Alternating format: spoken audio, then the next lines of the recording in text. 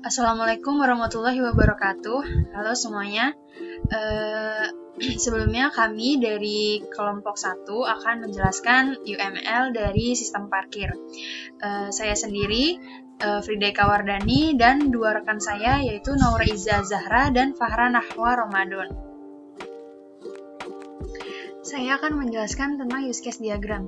Use case diagram menggambarkan sebuah interaksi antara satu atau lebih aktor dengan sistem yang akan dibuat. Secara sederhana, diagram use case digunakan untuk memahami fungsi apa saja yang ada di dalam sebuah sistem dan siapa saja yang dapat menggunakan fungsi-fungsi tersebut. Tujuan use case diagram itu memetakan kebutuhan sistem, lalu mempresentasikan interaksi pengguna terhadap sistem, lalu untuk mengetahui kebutuhan di luar sistem. Nah, manfaat use case diagram merupakan digunakan untuk berkomunikasi dengan end user dan domain expert, memastikan pemahaman yang tepat tentang requirement atau kebutuhan sistem. Digunakan untuk mengidentifikasi siapa yang berinteraksi dengan sistem dan apa yang harus dilakukan sistem. Interface yang harus dimiliki sistem digunakan untuk verifikasi.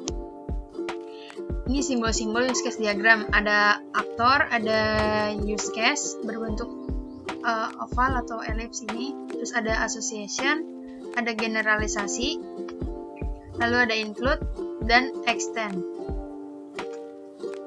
Ini contoh use case diagram masuk parkiran. Lalu use case diagram keluar parkiran. Baiklah, selanjutnya yaitu activity diagram. Activity diagram ialah sesuatu yang menjelaskan tentang alur kegiatan dalam program yang sedang dirancang, bagaimana proses alur berawal, keputusan yang mungkin terjadi, dan bagaimana sistem akan berakhir. Kemudian, tujuan dari activity diagram yang pertama yaitu menjelaskan proses bisnis dan urutan aktivitas dalam sebuah proses yang dipakai pada bisnis modeling untuk memperlihatkan urutan aktivitas proses bisnis. Lalu, struktur diagram ini mirip flowchart atau data flow diagram pada perancangan terstruktur dan bermanfaat apabila Anda membuat diagram ini terlebih dahulu dalam memodelkan suatu metode agar mudah memahami proses secara keseluruhan. Simbol-simbol dalam activity diagram yang pertama adalah status awal. Simbol ini menggambarkan sebuah diagram aktivitas yang memiliki sebuah status awal. Selanjutnya adalah aktivitas. Aktivitas ini merupakan aktivitas yang dilakukan oleh sistem dan aktivitas ini biasanya diawali dengan kata kerja. Kemudian ada decision atau percabangan. Percabangan digunakan ketika ada pilihan aktivitas yang lebih dari satu. Selanjutnya yaitu penggabungan. Penggabungan dilakukan ketika lebih dari satu aktivitas lalu digabungkan menjadi satu. Kemudian terdapat simbol status akhir. Status akhir dilakukan untuk menggambarkan status akhir yang dilakukan sistem. Sebuah diagram aktivitas memiliki sebuah status akhir. Dan yang terakhir adalah swim lane. Swim lane digunakan untuk memisahkan organisasi bisnis yang bertanggung jawab terhadap aktivitas yang terjadi.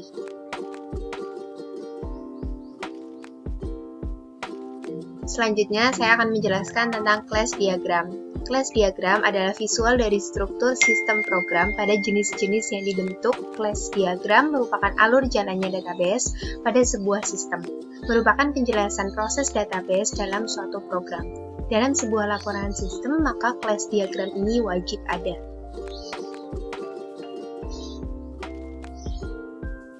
Kemudian, tujuan dari class diagram itu sendiri yang pertama, untuk menjelaskan suatu model data untuk program informasi, tidak peduli apakah model data tersebut sederhana maupun kompleks. Yang kedua, dengan menguasai class diagram, maka akan meningkatkan pemahaman mengenai gambaran umum skema dari suatu program. Dan yang terakhir adalah mampu menyatakan secara visual akan kebutuhan spesifik suatu informasi serta dapat berbagi informasi tersebut ke seluruh bisnis. Di sini ada simbol dari class diagram itu sendiri. Yang pertama adalah kelas yang memiliki atribut dan juga metode. Kelas pada struktur sistem bentuknya seperti ini. Lalu yang kedua adalah gambar lingkaran. dinamakan interface, sama dengan konsep interface dalam pemrograman berorientasi objek. Lalu, garis lurus disebut association, digunakan untuk menghubungkan atau merelasikan kelas satu dengan kelas yang lainnya dengan makna umum. Selanjutnya adalah ada garis dengan panah di ujungnya, disebut dengan generalisasi, digunakan untuk menghubungkan antar kelas dengan arti umum ke khusus. Jadi, jika ada kelas bermakna umum dan kelas bermakna khusus dapat menggunakan simbol ini. Dan yang terakhir dengan bentuk seperti ini dinamakan aggregation, menghubungkan antar kelas dengan makna untuk semua bagian. Digunakan jika kelas yang satu adalah semua bagian dari kelas yang lainnya. Kemudian ada contoh dari kelas diagram itu sendiri. Begini kira-kira contohnya.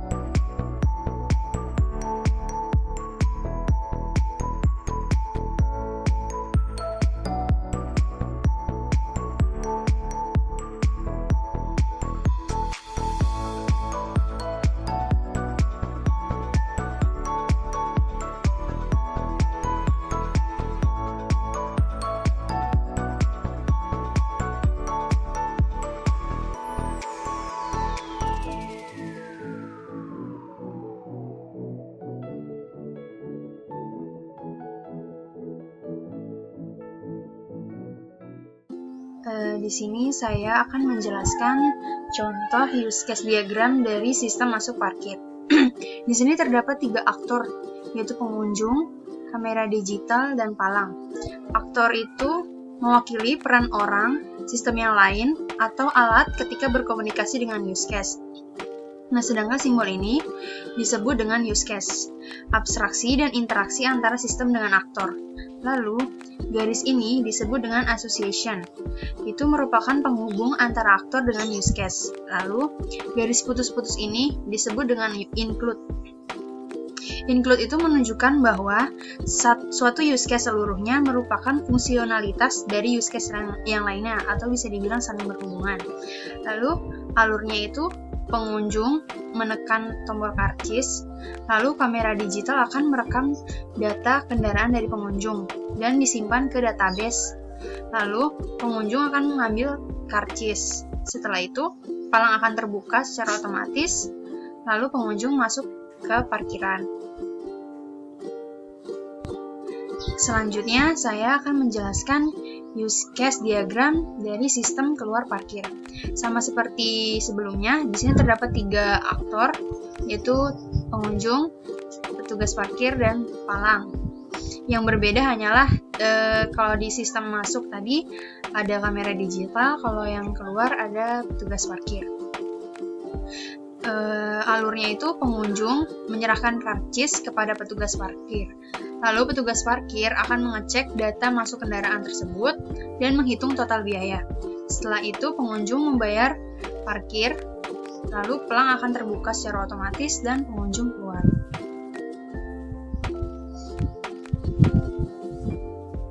Baiklah, di sini saya akan menjelaskan mengenai activity diagram untuk sistem masuk parkir. Dapat kita lihat, di sini terdapat satu initial state. Initial state sendiri menandakan awal dimulainya aliran kerja pada activity diagram. Selanjutnya, terdapat activity. Di sini terdapat 4 activity. Activity sendiri merupakan pekerjaan yang dilakukan di dalam aliran kerja. Dapat kita lihat, pekerjaan pertama yaitu pengendara menekan tombol karcis, kemudian dilanjutkan dengan sistem mengambil gambar plat nomor, kemudian dilanjutkan dengan sistem mencetak karcis masuk, dan kemudian dilanjutkan dengan pengendara mengambil karcis masuk, dan diakhiri dengan final state. Activity selanjutnya dengan activity sebelumnya dihubungkan dengan transition yang berbentuk tanda panah seperti ini.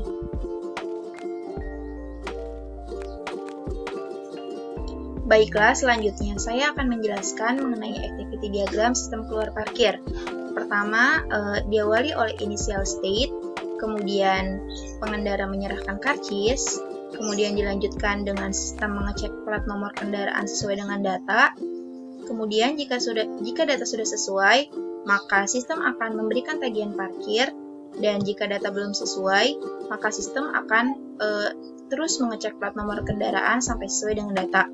Selanjutnya, yaitu pengendara akan membayar tagihan, dan jika sudah melewati tahap ini, maka pengendara sudah dinyatakan keluar dari area parkir.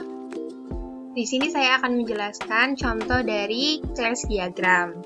Ini merupakan contoh dari class diagram untuk sistem parkiran. Nah, di sini ada 5 kelas. Yang pertama adalah kelas karcis masuk, yang kedua kelas kamera digital plus PC, yang ketiga kelas kendaraan, lalu yang keempat kelas mesin kasir plus pegawai, dan yang terakhir kelas palang. Di dalam kelas memiliki atribut dan juga metode. Yang manakah yang dinamakan atribut dan juga mana yang dinamakan metode? Atribut berada di baris pertama. Atribut merupakan properti dari sebuah kelas, di mana ia melambangkan batas nilai kelas yang mungkin terdapat dalam objek kelas. Dengan adanya atribut ini akan mempermudah kita untuk mengidentifikasi detail dari tiap kelas. Di sini dapat kita lihat. Untuk kelas karcis masuk, memiliki atribut no kendaraan, jenis kendaraan, jenis jam masuk, dan tanggal masuk. Untuk kelas kamera digital plus PC, memiliki atribut no kendaraan.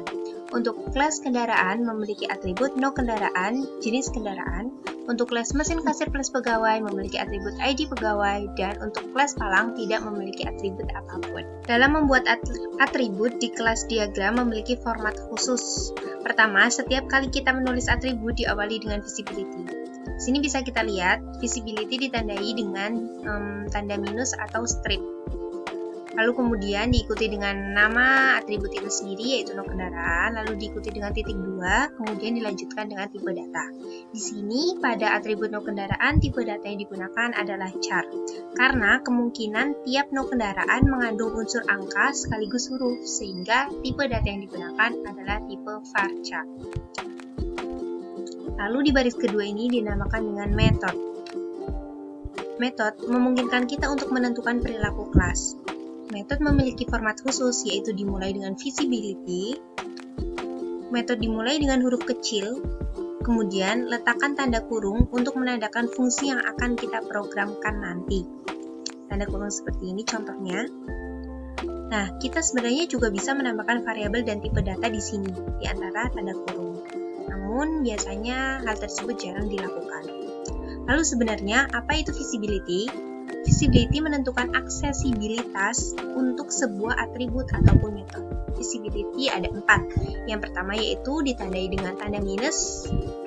Tanda minus yang seperti kita gunakan pada atribut ini, yang menunjukkan atribut atau metode itu adalah bersifat private. Private yang artinya tidak dapat diakses oleh kelas atau subkelas lainnya. Lalu selanjutnya ditandai dengan tanda plus seperti yang kita gunakan pada metode kita kali ini, yang menunjukkan atribut ataupun metode itu bersifat public, yang artinya dapat diakses oleh kelas lain. Lalu kemudian visibility yang ketiga ditandai dengan tanda hashtag, yang menunjukkan atribut ataupun metode dilindungi atau hanya dapat diakses oleh kelas atau subkelas yang sama. Lalu yang terakhir adalah visibility package, yang menunjukkan atribut ataupun metode dapat digunakan oleh kelas lain, asalkan ada di dalam paket yang sama. Kemudian tanda panah ini disebut inheritance atau relasi waris. Superkelas di sini adalah kelas karcis masuk.